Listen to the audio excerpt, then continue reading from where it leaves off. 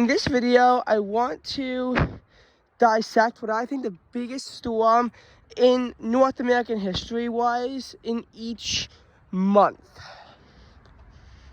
Part of the reason why I'm only doing North America, and I do actually consider America to be one continent, but that's a story for a different time. Part of the reason I'm only doing North America is because when you think of it as a global perspective, different areas have different climates. In Asia, for example, you can get these destructive tropical cyclones year-round. In Oceania and the Southern Hemisphere in general, the destructive tropical storms that I think of occur during our winter. So it's probably going to be a more fair perspective to only balance North America, but I will look at it from a global-wide perspective in a later video, probably. So, what was the worst storm in North American history in the month of January? Now, January has actually been historically a pretty sparing month. We haven't really seen that many tornado outbreaks in the month of January. None that really can cause that much destruction. We, don't see tropical cyclones in January, and if we do, they cause very little damage. We also don't, we see destructive blizzards, so it's probably going to be one of those. But when I come to think about it, most of the destructive blizzards I think of occur in other months. However, there is one exception to that rule. The schoolhouse blizzards of 1888. Now, the property damage isn't really known, but 235 people lost their lives. It was absolutely frigid both before and after, but right before the storm, temperatures warmed up to near freezing, which must have been considered balmy during those circumstances. So kids went to school and then the blizzard struck. Teachers almost universally left their kids in school during this time frame. Exceptions to the rule were almost always catastrophic, and this was a blizzard across most of the northern United States. This 1888 blizzard was, catastrophic. Given the exceptionally high loss of life, and a lot of it was due to a lack of forecasting, which we'll see in a lot of the earlier storms. A lot of the later storms are just meteorologically significant storms, but all the earlier storms are due to a lack of forecasting that leads to such a high death toll. In 1888, we'd have two destructive blizzards. And while I don't believe the Great Blizzard makes this list, it might actually, because I have to see if there was a more destructive storm. That storm, keep in mind, was the deadliest blizzard in American history, and it occurred 2 months after this one. I have to see if it makes the list. I think it actually probably does, now that I realize that there weren't too many cataclysmic tornado outbreaks in March, because, well, as you'd expect, March does not really have cataclysmic tornado outbreaks. But February, we all know what storm it's going to be. It's going to be the Texas storm. The winter storm Uri, the mid-February winter storm, the Texas freeze, whatever you want to call it. I don't really care, but it's this storm. So the cold wave made its way down to Texas by February 8th, I want to say. And obviously President's Day week was the most brutal of the weeks. There were several days where Houston had highs below freezing and some of the coldest temperature on record. The further north you went, the colder it was. Several all-time records were broken. North Dakota got down to the negative 50s. Hastings, Nebraska to the negative 30s. Fayetteville, Arkansas to the negative 20s. But again, most of the deaths occurred in Texas. Now, the winter storm itself caused 246 deaths. There were actually between 210 and 702 in a power crisis. Some Texas estimates range from the 400s all the way up to the 900s. So the death toll is in doubt. And when a death toll is in doubt by this big of a degree, it usually means there was a really bad storm triggering it. The Texas Power crisis death was 210 to 702 in that range. The damage, though, was $195 billion, the costliest storm in American history. Considering how February, I mean, it has had tornado outbreaks that have killed over 170 people, but that was in the before era. Oh wait, no. Remember I said the Great Blizzard was was gonna make this list? It actually won't. It actually won't. It's sad, but it won't. So, but you know, considering they can't have really this many destructive tornado outbreaks, I mean, it is a high bar for another storm to beat. But this storm blows it out of the water. Keep in mind that the winter storm after would add on 29 deaths and $2 billion in damage, and the storm before it would cause 12 deaths and $75 million. Keep in mind, though, that not all the deaths were caused by the winter storm and the cold wave. There were some deaths caused by tornadoes, specifically the 3 deaths caused by when an EF3 tornado landed in Ocean Isle, North Carolina, which was actually the landfall site of Hurricane Isaias 6 months earlier. But for March, it is the tri-state tornado outbreak. The deadliest tornado outbreak in American history, 695 lives lost in a single F5 tornado that moved across 3 states, hence its infamous name of tri-state tornado. Over 2,000 people were injured. 234 people actually died within Murfreesboro itself, which wound up, I believe, becoming the deadliest tornado for a single town. It became the deadliest tornado on record in Illinois and Indiana. There were 56 deaths in other tornadoes, bringing the total up to 751 tornadoes. This was on March 18th, 1925. And despite only having 12 tornadoes, this does make its way down as the deadliest tornado outbreak. Now, this is due to a lack of forecasting, but not necessarily because the technology was poor at the time. Rather, the Weather Bureau banned mention of tornadoes in their warning system, which meant that they couldn't give out warnings. After this, they gave out warnings, and with later outbreaks, the forecasting improved.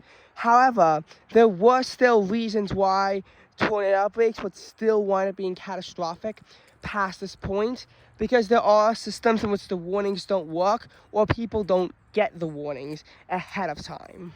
So we will see that issue crop up later on in this video. But as far as April goes, it's got to be the 2011 super outbreak. When a storm tornado outbreak causes 324 deaths in this modern era with highly advanced warnings with the Doppler, with all the technology that we have right now, and it also causes $10.2 billion in damage, especially without tropical cyclones interfering with anything, because at this point in the year, tropical cyclones really don't have an impact on the United States. They start to have a minor impact in May, but we don't really see them make their mark until August. And because of this, and winter storms beginning to die down, of course, tornadoes are going to have that thing. And with 360 tornadoes, this became the largest continuous tornado outbreak on record. It only happened across 3 days, and we saw the most active tornado day on record, April 27th, 2011, with 216 tornadoes or so. And there'll be 316 lives lost on just this one day. When we realized there were 64 lives lost in a Tuscaloosa tornado, 72 in a Hackleburg tornado, 25 in a Rangeville tornado, and 23 in a Smithfield tornado, as well as 22 deaths in another Alabama to Georgia tornado, I forgot the name of it, and 20 deaths in a Ringgold tornado. Obviously, you'll see why it became so deadly at this point, because that's a lot of deaths.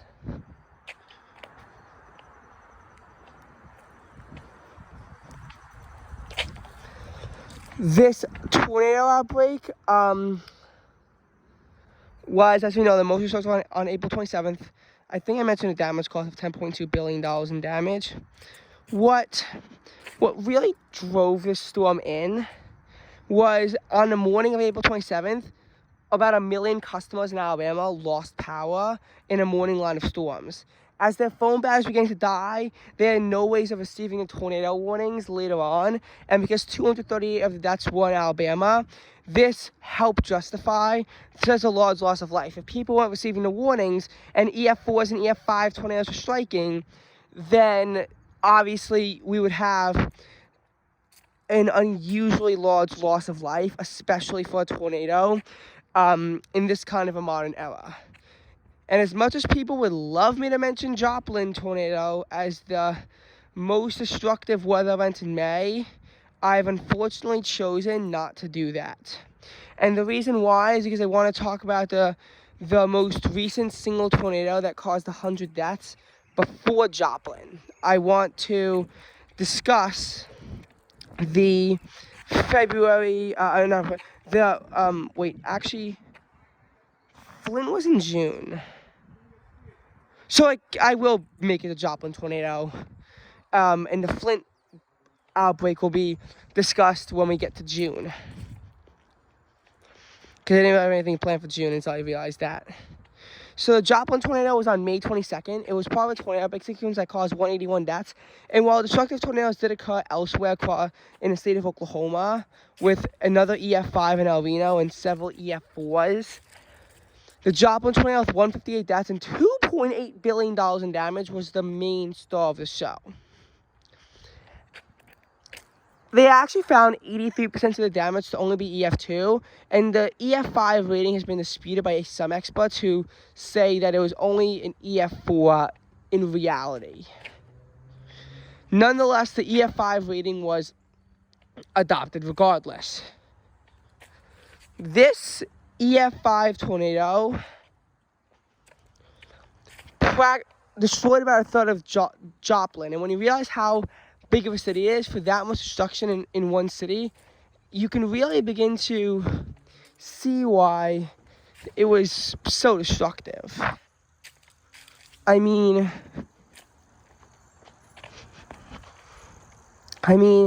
we saw a lot of city being completely flattened, and people were outside. A lot of the tornado warnings, again, didn't really verify, and if they did, people didn't have enough time to get to their shelters before a tornado struck. And this is all signs, again, that a destructive tornado outbreak is going to be occurring, and that's what occurred. Now, then we have the Flint tornado. Flint Beecher, which actually, when you combine the Worcester stuff, and this was in early June of 1953, that's what led it to cause over 200 deaths. Flint was an F5 tornado that also affected Beecher in Michigan that wound up causing 116 deaths on its own accord. But the tornado in Worcester, Massachusetts was an F4 that caused 94 deaths, but also it caused more injuries at over 1,200 injuries than the Flint tornado. There was also another destructive F4 in Massachusetts. The Flint tornado would be the last tornado to cause over 100 deaths, again, until Joplin, even though some tornadoes came close. Specifically, the Udall, Kansas tornado wound up causing 80 deaths. And that was in 1955, and obviously Tuscaloosa, Birmingham also saw over 50 deaths. But they do credit these advanced warning systems for keeping tornado deaths below 100, and this was kind of what triggered the more advanced technology for tornadoes to have to be instituted. Now, a lot of people might be wondering why I didn't pick the Pacific Northwest heat wave, which caused 900 deaths between the U.S. and Canada and $9 billion in damage, and why I picked these tornadoes instead. Well, heat waves to me are more fluid events. It's harder to really control to signify when each heat wave death was, and some of it might have been in July as well. I kind of wanted to stay clear of including heat waves, and the Texas cold wave I made an exception for because there's an actual storm associated with it. This does, however, mean that finding the storm for July, it's going to be difficult because there wasn't really this defining storm of July that is catastrophic and that everybody knows about. We don't really have that, you see. And, that's understandable. We're not always going to have readily accessible information about each of these major storms. Now, July is starting to get into tropical cyclone season. I really can't think of anything good on any front. And there really weren't any heat waves that, to me, made that many highlights. That was solely, in July. So I think July will have to be skipped, unfortunately. If I had to pick, though, I'd probably say Dennis for causing 88 deaths and $4 billion in damage across Haiti, Cuba, and the United States. Now, August is going to be Hurricane Katrina. Yes, a storm that pretty much blew Louisiana apart. It's that one. Because as we know, Hurricane Katrina destroyed 85% of the city of New Orleans, approximately, and caused 1,800 deaths. No August storm can really top that. For September, it's going to be Hurricane Maria. Again, $90 billion in damage, which is about 90% of the economy of Puerto Rico. 3,000 deaths across Puerto Rico as well.